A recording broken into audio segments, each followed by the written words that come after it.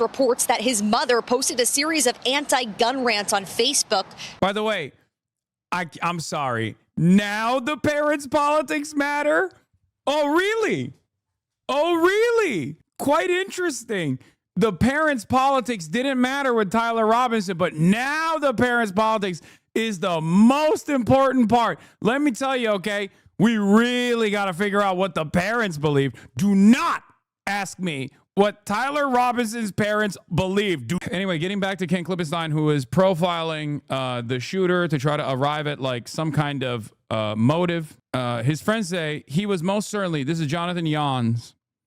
His friends that have known him since middle school say he was most certainly an edgelord, an irony guy, one friend said. Edgelord is online speak for someone who likes to espouse edgy, nihilistic views. Asked about the inscription on the bullet, the friend said Josh was an edgelord who wanted someone to get blamed. I think he tried his best to write something goofy to rile people up. Another friend showed me a Facebook post describing how John had flooded his friend's comment section with rape jokes. Playful shock humor, the friend said. John's profile on the gaming platform Steam showed the vast amounts of time he spent playing video games, particularly shooters, more than 6,000 hours on Rust, which, oof, red flag. Okay, that's, no disrespect to Rust, but bit of a red flag there, 3,000 on Team Fortress 2, 1,000 on Left 4 Dead 2. He even found time to play 3.5 hours in the past 2 weeks, the account shows. Among the dozen or so usernames he used, one was reading #impeachment. When I asked if this wasn't a clear reference to anti-Trump politics, his friends recoiled at the idea that he would sincerely and straightforwardly and said they saw it as a part of his broader ironic persona, poking fun at the anti-Trump resistance types. Hanky Bob, clan tag. Users also played as Sam I Am. That said, one friend recalled that when Trump first came to power, Jan was not a fan, though he had contempt for mainstream politicians in general. His friends say he had more of a libertarian bent, with one recalling an interest in the libertarian figure Ron Paul. You know what's really funny about the ideological motives that people try to ascribe to, instances of political violence, like people who have engaged in acts of political violence, is that we have such a silly view of the average American, which I always point to when talking about the median voter. Identifying the politics of a median voter is a virtually fucking possible, okay? It's just so silly because most people do not subscribe to straight ticket blue Dem or straight ticket right-wing Republican voting, okay? There is more consolidation ideologically within the right as opposed to the liberal side of things, for sure. But having said that, even then, it is virtually impossible to understand what the average American, especially the average American that doesn't vote, even though he is eligible to vote, is genuinely impossible, okay? It is incoherent. There are many people in here that if someone from the outside was looking at your social media profiles, they would be like, what the fuck does this guy believe? I don't understand it. I can't associate it with any sort of like mainline established political ideology. Okay? Still, the friend who recounted Jan's dislike of Trump insisted that there was at least a kernel of seriousness to the username. If it was ironic, it's half irony, where you're half kidding, half serious, just in case, he said. He was never really into politics, especially not politicians, said another friend who had known Jan since age 8. He was into politics only in the 4chan sense, contrarian, provocative, boundary-pushing for laughs, not conviction. 4chan, the anonymous message board where provocation and irony are the coin of the realm, was apparently one of Jan's favorite haunts. His abrasive humor is where his friends describe his opinions on him diverged the most, with some describing it as amusing, but others as grating, especially as his online persona bled into real life. I mostly stopped talking to him when he took his 4chan irony stuff into daily interactions, one friend told me. He was becoming unbearable. Once he dropped out of college, he had no obligation to be social, and none of us reached out due to his edgelord behavior. Oh, my Lord. This is, what's really funny? A lot of mainstream voices, especially on the right, constantly are now trying to point the finger of blame at like edgy nihilism and like political violence in my direction. And so much of what I try to do is to snap people out of this. Like literally, if people come in here and watch me for half a day, they will realize that a big chunk of what I am combating is exactly this: the social isolation that comes from finding yourself steeped within like incel, extremely online, irony poisoned, nihilistic circles that basically push your real life social interactions into the background as your online persona, under the guise of anonymity, becomes more and more your real world persona as well. And it causes people around you to go, ew, gross, get the fuck away from me. This is a big part of the reason why I always say touch grass. This is a big part of the reason why I always say be fucking normal. Okay? I would have to say you're doing a terrible job. Yeah, that's unironically the most untrue thing you could say, because there are a shit ton of people in here that have found not only a sense of community online, but also have found themselves doing more productive shit in the real world as a direct consequence of me urging them to stop and shake themselves out of this like weird, deep, dark, nihilistic fucking internet-based online circles that they find themselves in. Whether it be going out and working out, whether it be urging them to join it, their local organizations and things of that nature. I wasn't able to find anyone who, with insight into Jan's more recent views, something that his friend said was unsurprising given his withdrawal from social life over the past few years. If you're having trouble finding people besides immediate family who knew him, that's part of the story, one friend said. Every mutual friend drifted away over that kind of edgelord behavior. A fledgling version of Jan's humor appears in the following YouTube video since removed from when he was a high schooler, a tongue-in-cheek parody of tech advice videos. Hello there, Facebook user. Are you tired of scrolling through your Facebook feed mindlessly? Well, there's a solution. You can unlike all your crappy pages. The following audio recording of Jan bombing at stand-up comedy was shared with me. It drew a comparison by one friend to the 2019 Joker film starring Joaquin Phoenix as an off-putting loner who also tried and failed at comedy. The film culminates in a scene in which the Joker gets his revenge on the entertainment world by gunning down the host of a popular late-night TV show. The audio from his attempted stand-up routine where he bombs now resonates uncannily with Joker, the friend said. Ironically, Jan's contempt for Trump and the major them with one of the most intensely partisan news cycles in recent memory. In this sense, the joke is on him and all of us too. This still doesn't mean that the shooter has no profiles in or has no ideological profile that could be left slanted in any capacity, in any way, shape, or form, for the record. But this paired up with the fact that do not play the audio was so bad, I'm not going to play the stand-up. I'm not going to do that. Come on.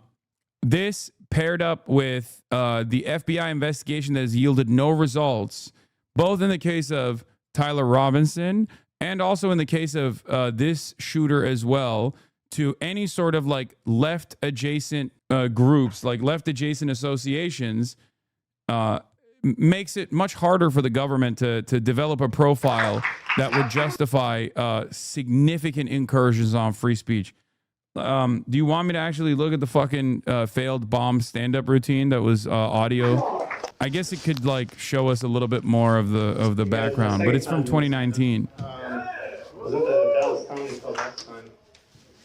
All right, so I'm going to start out with talking about something pretty serious. My buddy was talking to me the other day about reality TV, and he didn't like it too much. He said reality TV should never be played on TV, and I was all taken aback, like, whoa, dude, come on.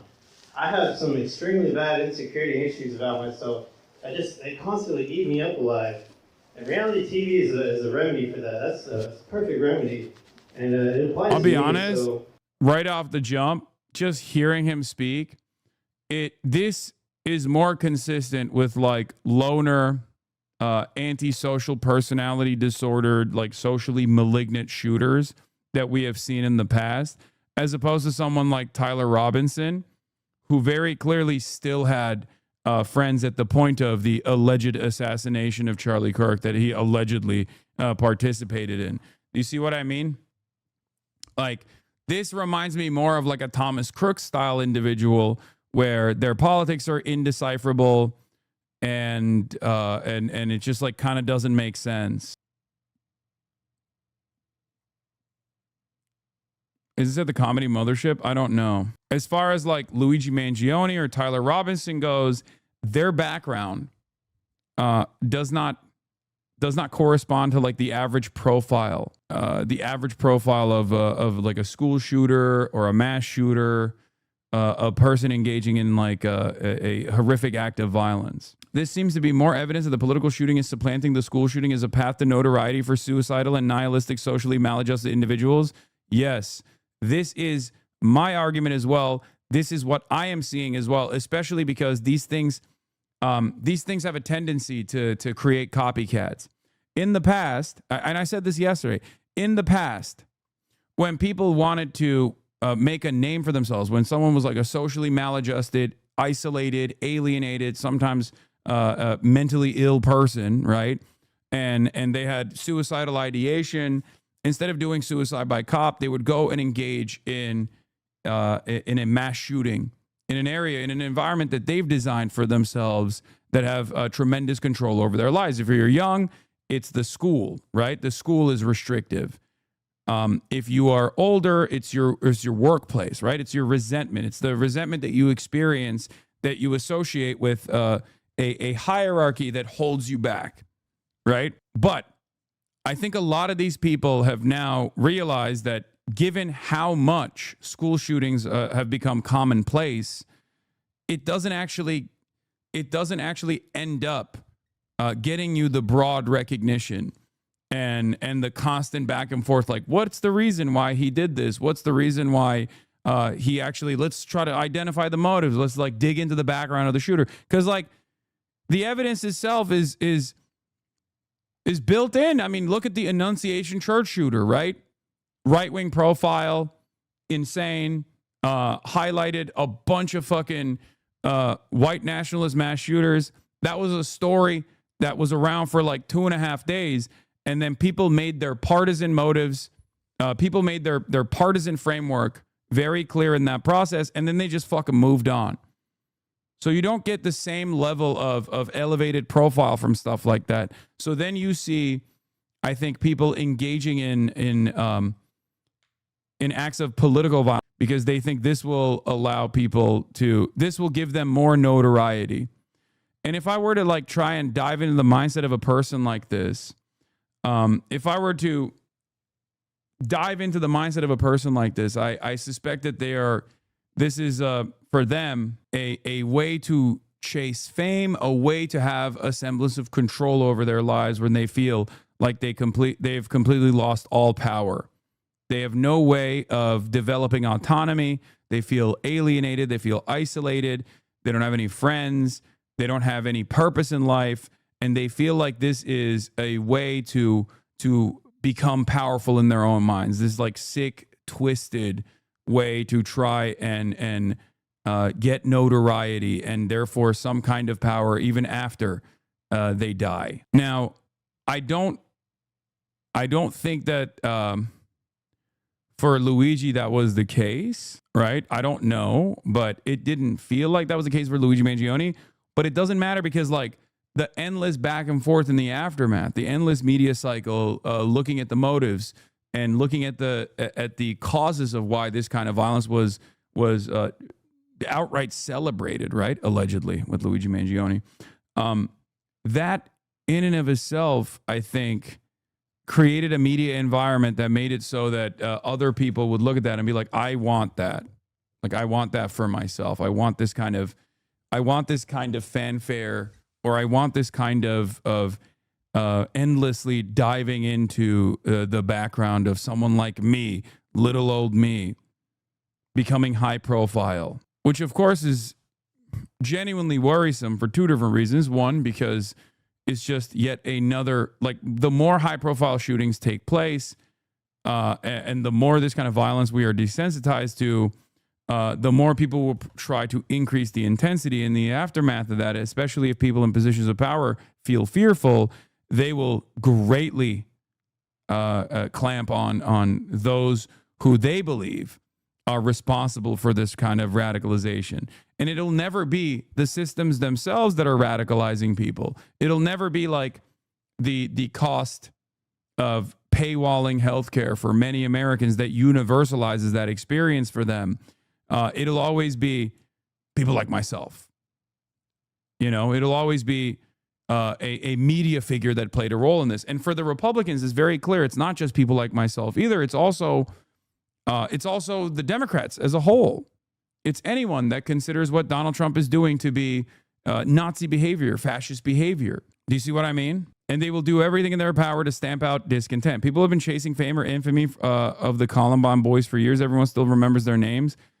People won't remember Solomon Henderson in 20 years. Yeah, the irony, of course, is that the increasing frequency of these kinds of violence, these kinds of violent incidents, also leads to an overall desensitization to these kinds of violent incidents. And therefore, it causes people that are chasing infamy by engaging in this incredibly violent act to not even get that infamy anyway.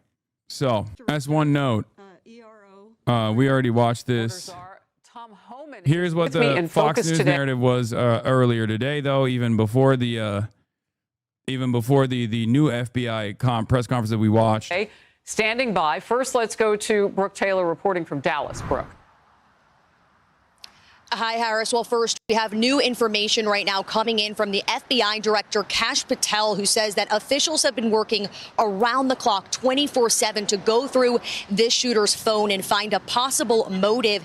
And what they found is pretty shocking. We want to pull up this post on X. This was posted again by FBI Director Kash Patel just in the last hour. He says the perp downloaded a document with a list of DHS facilities.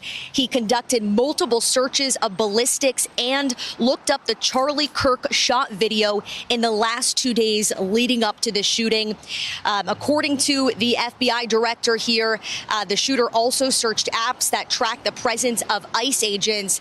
And listen to this. Yeah, by the way, who in the United States of America didn't look up the Charlie Kirk shooting? Like, that in and of itself is the dumbest part of this story, where they're trying to tie this back. It's like saying, wow, a shooting took place on, I don't know, 9/20/2001, and the shooter actually had looked up 9/11. Yeah, no shit, they looked it up. It was the major news. It was the most consequential news story for the fucking week. It still is. Yeah, I can't believe he looked up the Charlie Kirk shooting. What a strange thing. It's probably the most normal thing that the shooter did that week.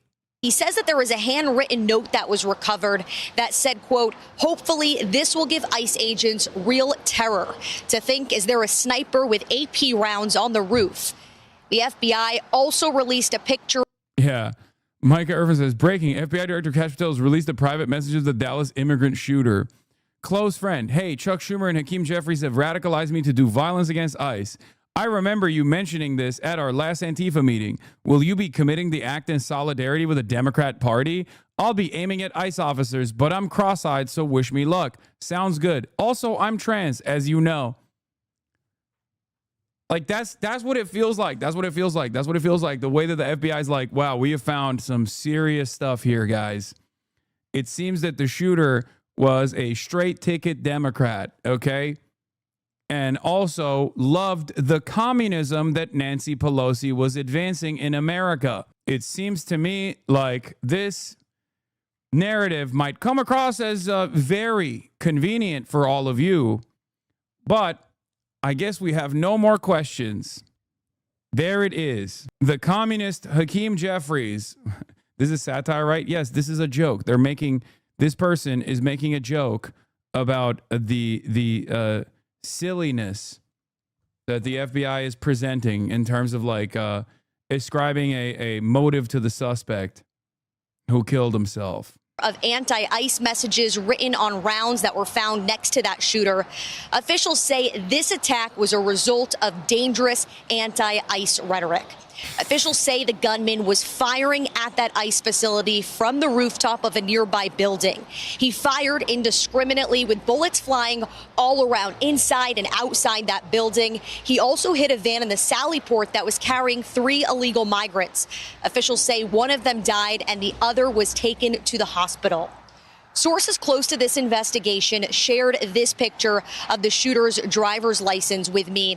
He is identified as 29-year-old Joshua John. Officials say he shot and killed himself when officers cornered him. The New York Post reports that his mother posted a series of anti-gun rants on Facebook. By the way, I'm sorry. Now the parents' politics matter? Oh, really? Oh, really? Quite interesting. The parents' politics didn't matter with Tyler Robinson, but now the parents' politics is the most important part. Let me tell you, okay, we really got to figure out what the parents believe. Do not ask me what Tyler Robinson's parents believe. Do not.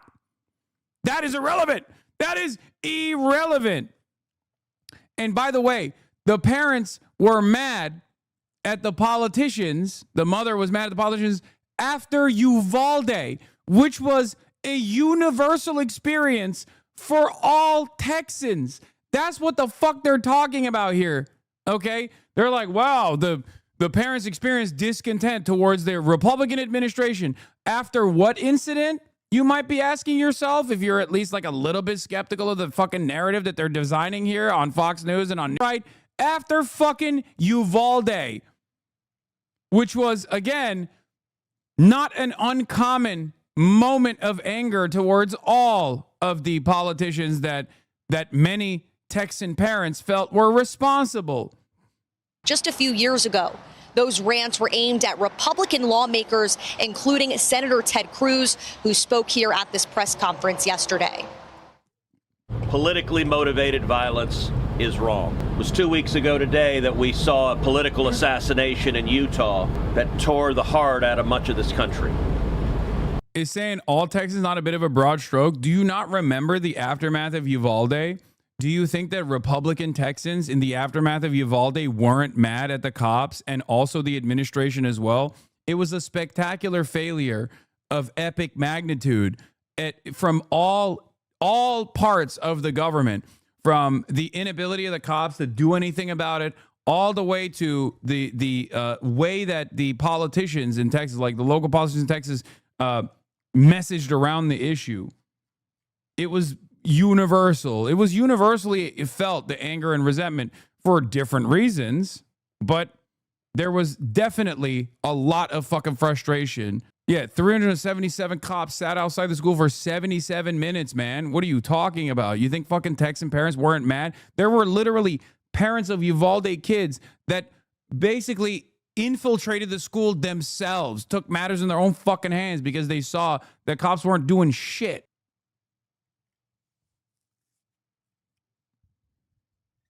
Are you kidding me? Yeah, that's the one where cops just sat outside playing fucking Candy Crush and shit. And then the politicians tried to be like, door control. We need door control. Yeah, they were arresting parents that wanted to get their kids and stuff. Like, it was crazy. It was one of the most insane stories of coming out of Texas. They prosecuted families that were critical of the cops after the incident. Every part of that was a perfect demonstration of how Republican governance works. And it created a lot of anger amongst both the liberals in Texas, but certainly the Republicans and the apoliticals of Texas as well. The third shooting in Texas directed at ICE or CBP. This must stop. And at the same facility, there was a bomb threat in August. And then in July, a police officer was shot in the neck in an ambush-style attack outside of an ICE detention facility here in Alvarado, Texas.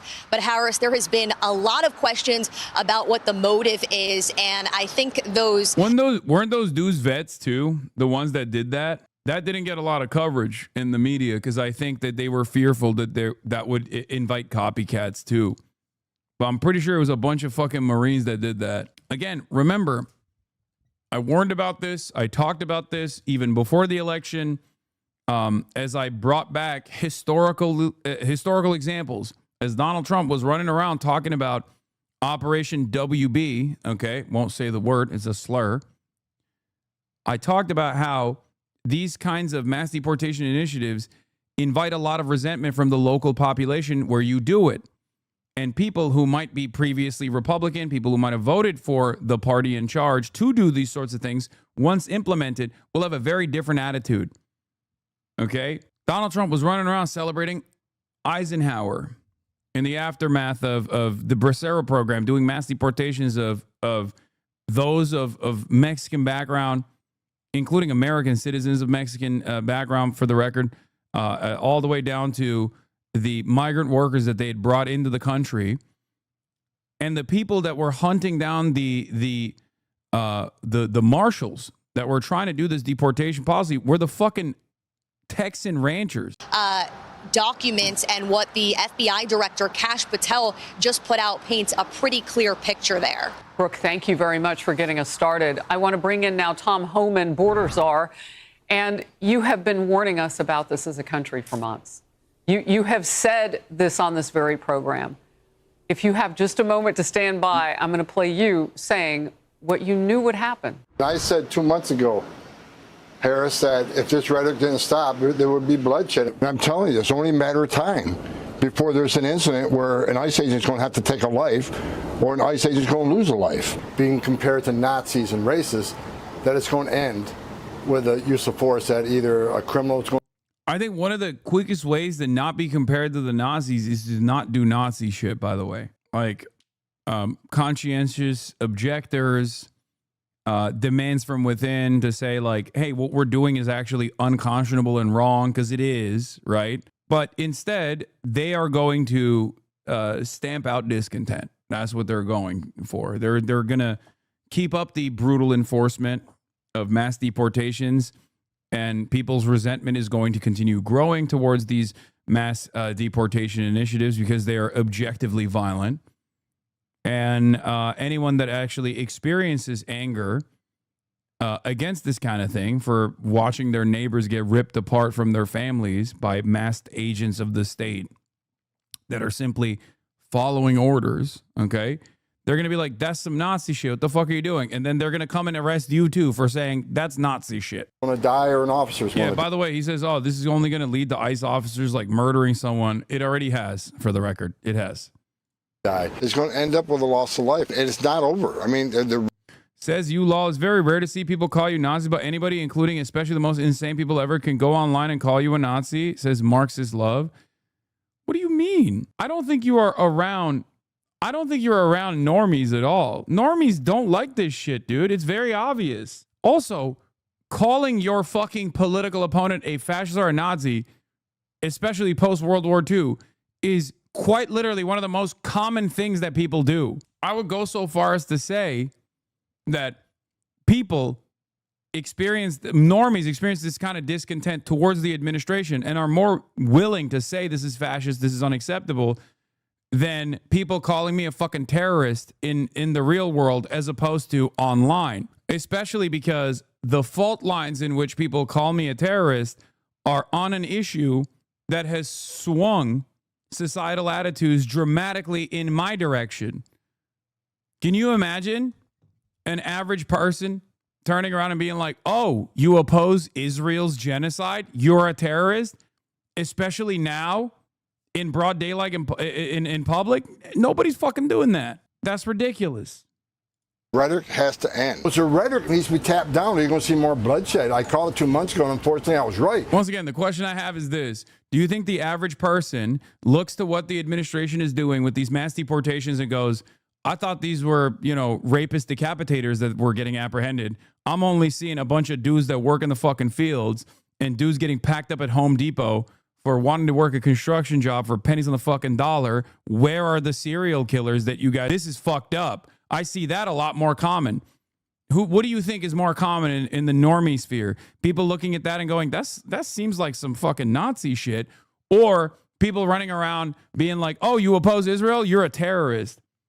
What do you think is more common? Discontent towards the administration for specifically its mass deportation policies, or discontent towards those who criticize Israel for doing a genocide. Look no further than the polls to realize that the popular support is both against the administration on ICE and also against the administration and its unlimited loyalty demonstrated to Israel as it conducts a genocide.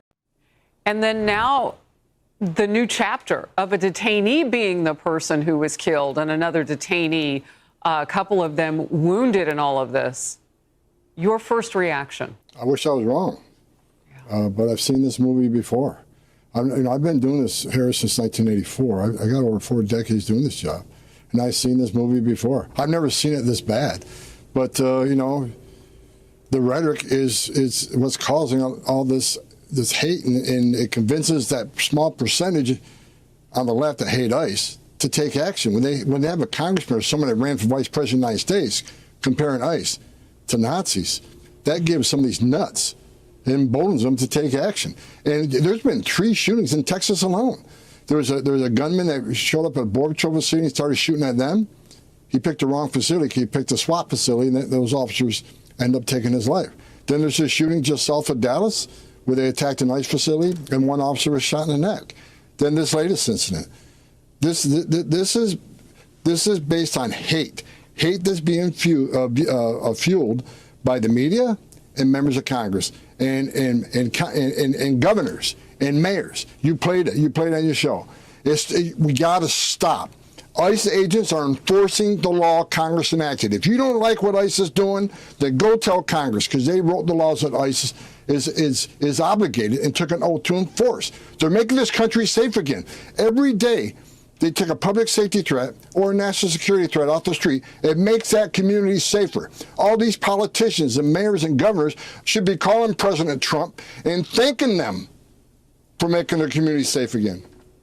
You know, the president has been talking about the high numbers of people that you all are looking at, and this was a processing center, or is, in Dallas, and that's kind of the last step before many of them will be kicked out of the country because they came here illegally. Again, they can't even speak to the humanity of those who were shot and are critically injured or killed. Because if they do, then all of a sudden it's like, well, you were chaining them. You know what I mean? It's so crazy. It's such a strange environment that we're in, where like this dude ended up shooting and killing a detained migrant. This dude ended up shooting and killing a detained migrant that was like kidnapped by ICE. And because on the one hand, the higher priority here is to justify that mass apprehension, mass detention, mass kidnapping initiative, you can't recognize the humanity of those who were slain. But also on the other hand, you want to really hype up this incident of political violence. And a part of that requires you to talk about the humanity of those who were slain. There's 2 different priorities here. On the one hand, they want to fucking stamp out any sort of political dissent, and therefore they want to make this like a broad leftist initiative. But on the other hand, because the people that this dude shot and killed were detained people who deserve the violence in the eyes of the administration, right? Maybe not that degree of violence, but even if that degree of violence does take place inevitably when they're in like an El Salvador detention facility or whatnot, it's still justifiable in their eyes because like they came here illegally. What are you talking about? They're clearly obsessed someone was killed. Really? When someone is killed, you turn around and go, they're an illegal alien. We are so sad that this illegal alien that we detained and basically put in chains was murdered. It feels like that's a bit of a conflict there, no? Those numbers, are they higher than what we thought? Like, where are we in the numbers of people that you are looking for right now? Well, look, last time I looked, we're at about 600. I agree with the czar. This one, end well law. Once the left gains power, the right will be the one shooting for not agreeing with the way since things are handled. Not good for anyone, to be honest. I like that we are just avoiding talking about the current existing system of violence that's taking place. We're fantasizing about hypothetical violence that might come in the aftermath of like left seizing power somehow and then dramatically restructuring American society in this left vision. And then there will be right-wing violence that takes place. The mind of a centrist is incredible to me, okay? Dog, the majority of times it's still the right, whether they're in power or out of power, whether the victim is a right-wing figure or not, the majority of times it's still the right doing the violence. Not that it matters ultimately. I think like this kind of back and forth on like where this political violence is coming from, I find to be a silly, foolhardy endeavor, because violence is a constant in American politics, both at the systemic level, but also certainly decentralized acts of violence as well. But, you know, even if you were to look at it from the point of ideology, like who is doing the violence, who's doing political acts of violence, who's responsible for a large share of domestic terror, for example, it's overwhelmingly far-right anti-government extremists.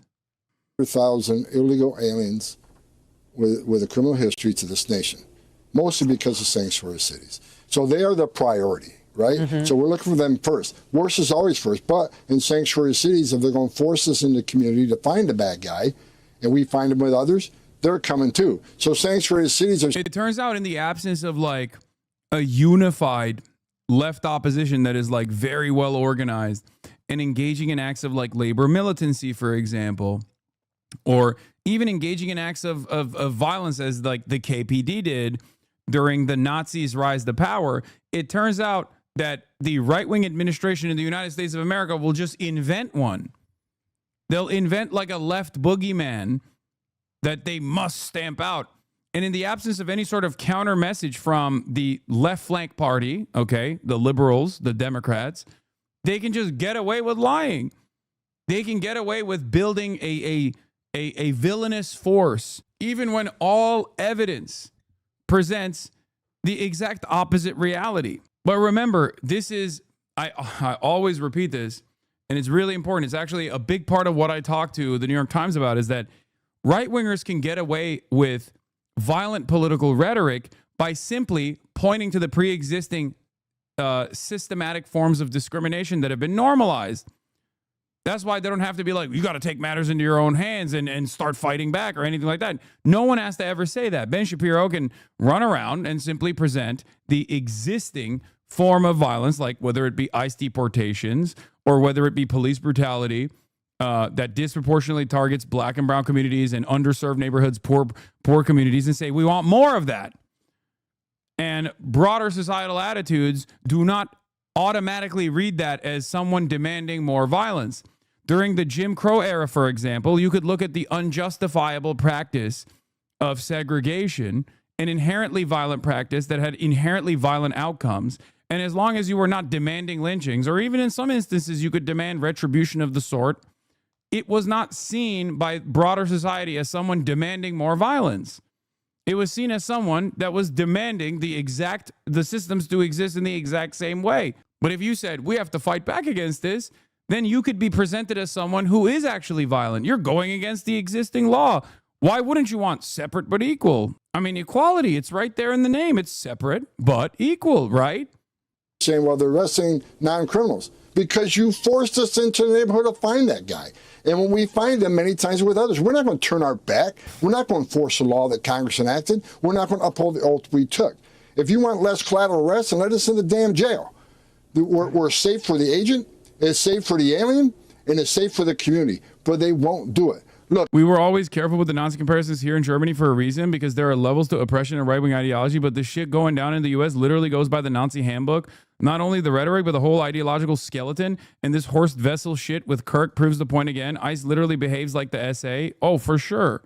And like, remember, just as the Nazis did, they obviously exist within the confines of reason when they're expanding on the permission structure of violence. They're not going to immediately be like, every liberal that says you should be nice to gay people are my op. They're not going to immediately... The Nazis never went around being like, we're evil and we love doing evil, and that's why we want to apprehend all socialists and all communists and all Jews because they're nice. They don't present it. They didn't present it like that. They went through a process of steady dehumanizing and really escalating the tensions, claiming that these guys were actually responsible for so much terror, so much bloodshed, that the communists were an extremist force that was causing so much terror in the hearts and minds of the public, and they must be excised with state violence. right? They ahead of time, they presented it as like the reasonable position. People have such a funny black and white understanding of like fascism and how it develops and how the out groups are presented and how the in group is presented, because we have like, I guess the hindsight bias here. Like we assume that the Nazis were just like, hello, we are the bad guys. We love doing bad shit. All of our opponents, they are the good guys. They love doing good shit. But because we are the bad guys, we are going to do bad things to them.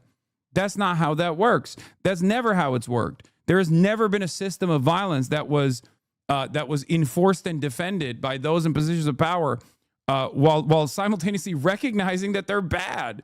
Of course.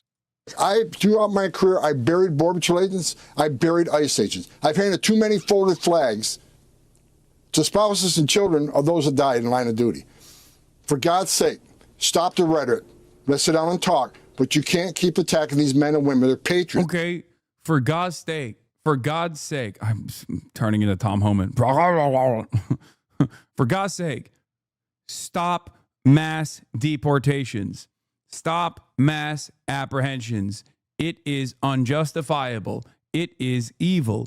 It is violent. Please stop it. We say it all the time. Nobody listens. Please stop it. Please.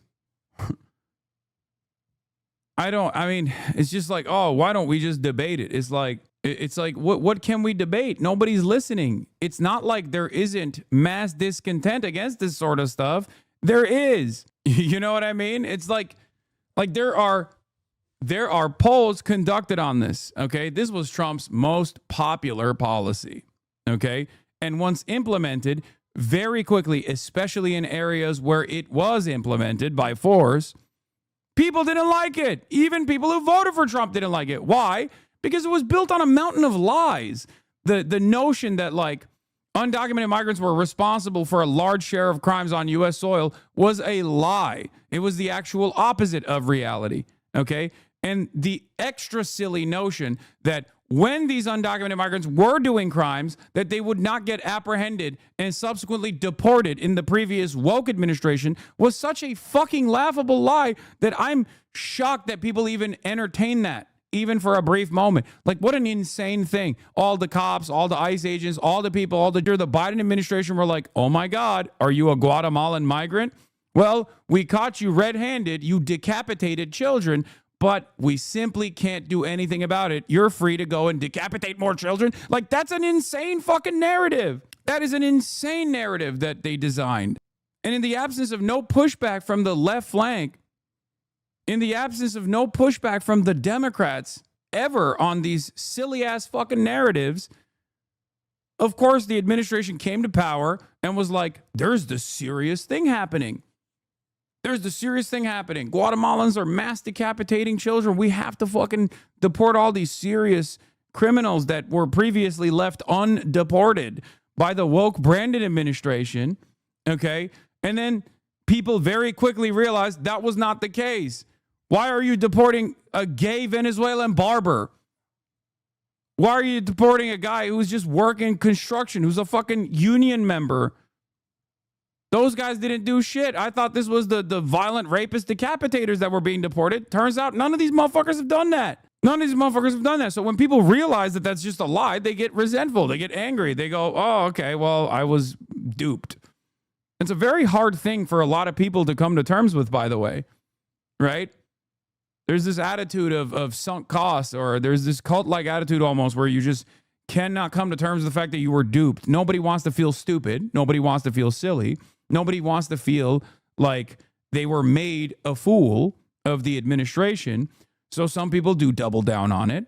But many others, once they actually see the policies of deportation in their neighborhoods, they very quickly grow distaste for said policies. They very quickly realize this wasn't what I thought it was going to look like. And when that happens, they turn around and they say, fuck ICE. I don't want this to happen. This is ridiculous. They experience buyer's remorse. And when they experience buyer's remorse, they go out and they protest. First, they call up their congresspersons. There is no ability to actually make your congresspersons listen to your quite reasonable demands, obviously. There is it seems like we are just unilaterally being controlled by the White House at this point. So much for the separation of powers. It doesn't fucking really exist anymore. Trump can do whatever the fuck he wants, and people just kind of go along with it, right? So then that discontent grows. That anger grows, that resentment grows, and then the protests grow. And then people say, fuck ICE. More and more people start saying, fuck ICE, fuck the administration, fuck Trump. You're behaving like a Nazi. And in that process, under a normal theoretical democratic governance, right, the people in power are supposed to look at that discontent and go, oh shit, we're losing the broad popular mandate that we won. Okay, well, even though they didn't really win broad popular mandate, obviously. But we're losing even our own fans here. We got to do something about it. We got to change our attitude. But as long as they don't do that, and they just keep focusing on those who are saying fuck ICE, or those who are saying fuck this administration, this is not democracy, as long as they try to silence those people, the discontent will only continue to grow. Their moms and dads too. And I want to see every one of them go home to their families every night. And I pray for. It doesn't help that people come to terms with being wrong when liberals go around and scold them and say, see, I was right, stupid, and you deserve what you voted for. That's why I don't do that. That's why I don't do that. I never do that. I don't do that about Israel. I don't do that about anything, because that's not productive. Okay? That's not a productive way to approach this situation. We need the numbers. You shit on everyone. What do you mean? No. When have I ever shat on someone who has experienced a change of heart? As a matter of fact, I even yelled at liberals in the immediate aftermath of the election that turned around and said, oh, now I'm calling ICE on my neighbors that voted for Trump that have undocumented relatives. I said that was ridiculous. I said that they were playing the role of little fascists. I talked about the hypocrisy. I talked about the violence that they take on, and how little they clearly gave a shit about this kind of violence taking place. I know people were being passionate, tensions were high and whatnot, but I've told you over and over again, having a principled stance on these issues and wanting to make change in a society that refuses to change, in systems that refuse to actually to change in the positive direction, you need all the numbers. You need all the numbers you can get. That's why I always try to preach to this audience to be more tolerant of those who in the past have exhibited intolerance, right? Argument is a big part of my advocacy. You can be a little bit critical of people's intentions as, attitude shift, especially those with a lot of influence, right? Having said that, however, it's still important, especially when you're talking to regular people in the real world, it's still important to be as accepting of those who have actually changed their minds on these sorts of things, no matter how vicious they might have come across initially, because we need them. We need them. We need everyone. And I pray for the safety of those we're looking for. No one needs to die. There's no death sentence here. Let ICE do their job. Let them take... Yeah, go ahead. I'm sorry. No. I wanted to just give some receipts for what you're saying. So there have been 9 notable anti-ICE or anti-CBP attacks, acts of violence during President Trump's second term. And just last week, violent protests, and this is the video after the scroll that I wanted to show. Just last week, violent protests broke out at an Illinois... Look. Look at this. Look at this. They're like, oh, violent incidents, okay? And some of them are violent. And then others are literally just like attacks by rocks and sticks. That's crazy. Kaya, please. Go, lady. Go, lady. You are requested. Your presence is requested. Good girl. Good girly. Anyway, as I was saying,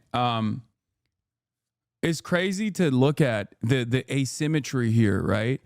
These are dudes with like high-grade military equipment that are going around to fields where people are working and mass apprehending and arresting them under the suspicion that they might be Mexican.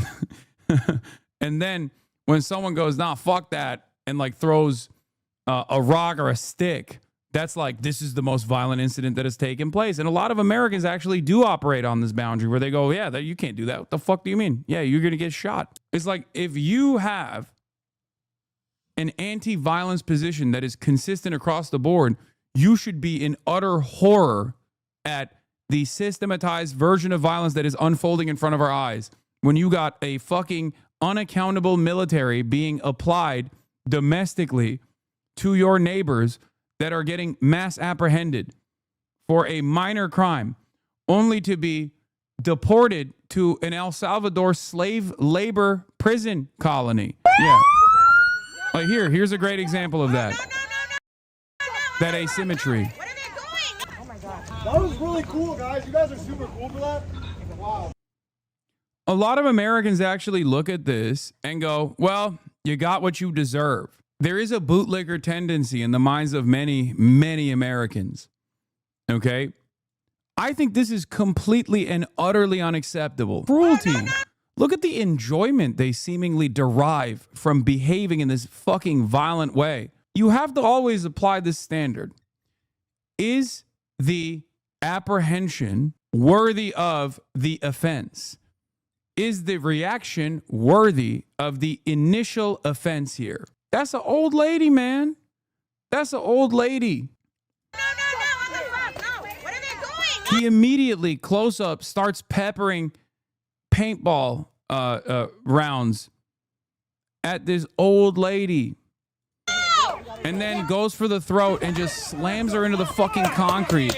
And look at the modesty presented here. The first thing that she's still thinking about, even when she's going down, is to just hide, is to make sure that she's not on the ground and you know, you can see her body, that she's not exposed.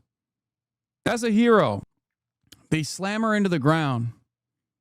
And then the first thing that they do after they slam her into the ground, when you know she is no longer a threat, she was never a threat to begin with, but she is absolutely not a threat any longer by every metric, they start shooting her. How can we act as though we live in a civilized society when the agents of the state behave like this? How? I don't look at what these guys are doing as anything but the same kind of violence, if not worse, because they have the mandate, the broad mandate of the state to do this sort of thing. So they have a higher power here, they have to exercise restraint here more than the average person does. But I look at this as violence. I see this as what it is, violence. Unfortunately, for many Americans, once someone is wearing the badge or wearing the military gear, they do not see it as such. They don't see it as such. They see someone wearing the badge and they think they can do whatever they want. There has to be, and there is, within the confines of the law, there is a concept called proportionality. Okay? Whether you are the military or whether you are a member of law enforcement in any capacity, or even if you are someone who is adjudicating over a court case, there's a concept of proportionality. Is the incident that demands a response from the police or from a legal authority worthy of this level of violence? Is it proportional? Or is it an escalation?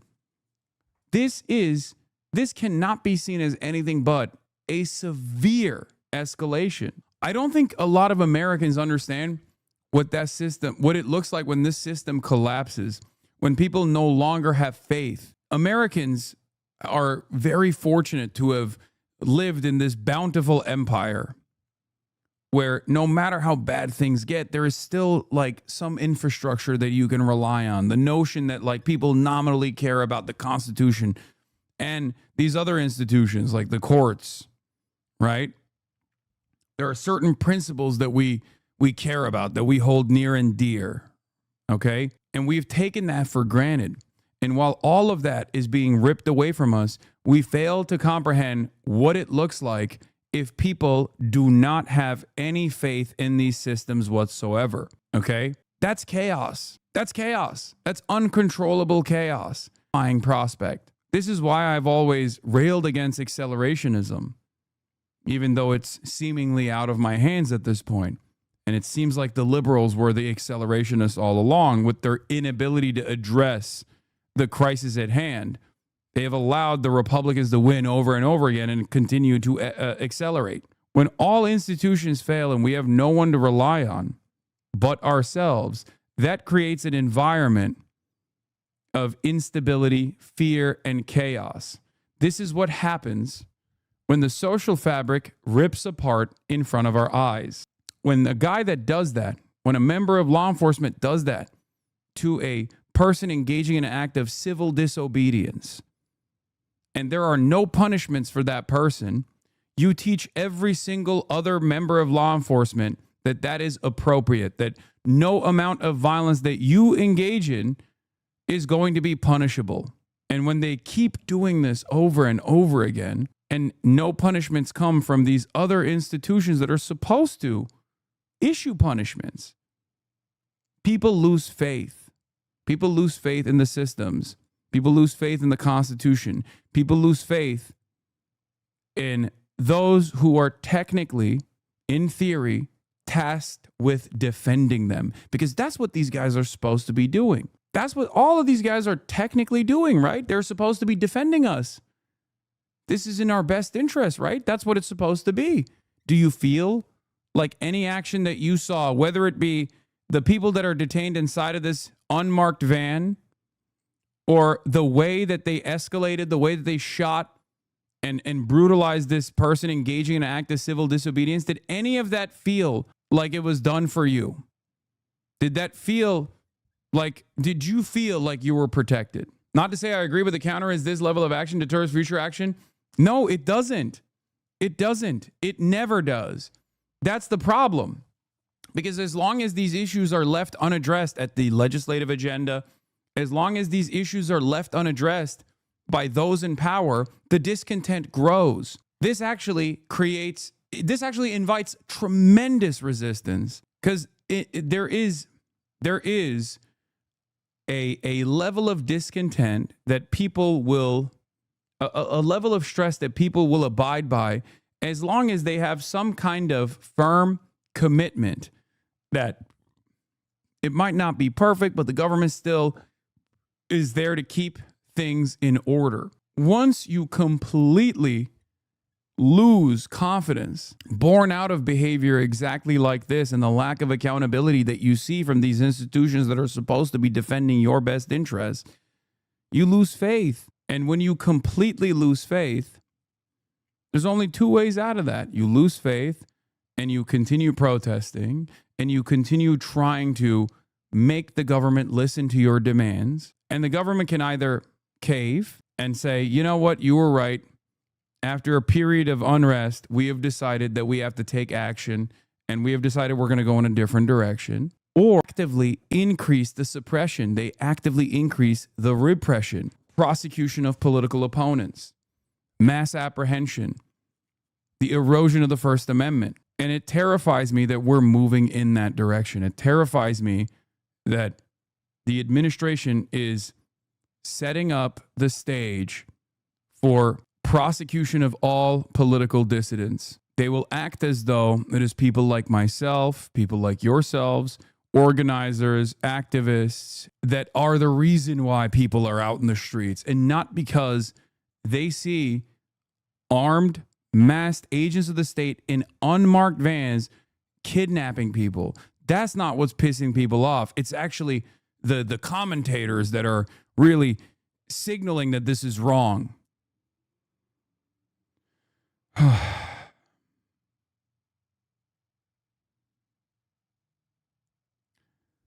Look, I will assure you that I'll be here for as long as I can, okay, till the very last step. But make no mistake, I'm warning all the liberals and anyone who's apolitical in your lives that we have to be organized, okay?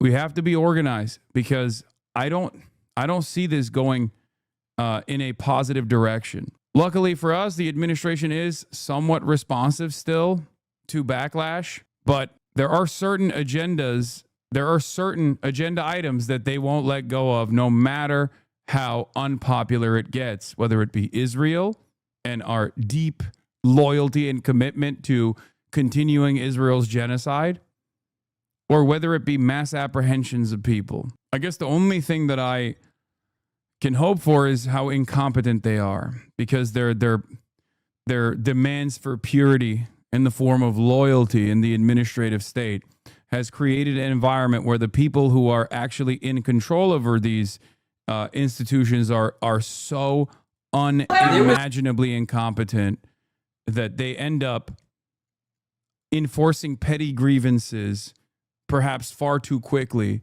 and that creates a lot of backlash, which forces them to back away. Why are you warning liberals? It was liberals who were all in on Trump's threat to democracy in 2024. Why am I warning liberals? Because they didn't take it seriously back then, because if they had done so, they would have actually done something about it, and they're still not taking it seriously right now. I know for a fact that there are a lot of people out there who probably think, who are either apolitical and completely oblivious to what's going on, or are liberals and they were like, we voted, we did our job, now it's up to everybody else, fuck them, okay? That don't realize that they too need to be out in the fucking streets, okay? I know that there are a lot of people who still blame the left, for example, who say, oh, you guys didn't vote. They fantasize about